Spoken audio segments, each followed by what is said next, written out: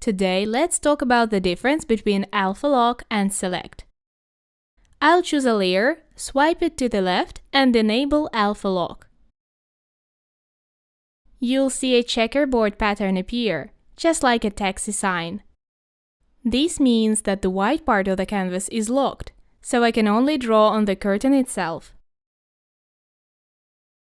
This is very useful when you want to recolor something without worrying about going beyond the boundaries. With Alpha Lock on, you cannot draw outside the curtain.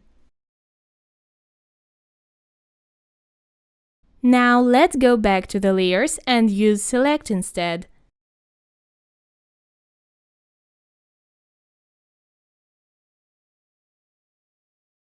This feature also locks the white parts of the canvas, letting us paint only within the object's boundaries.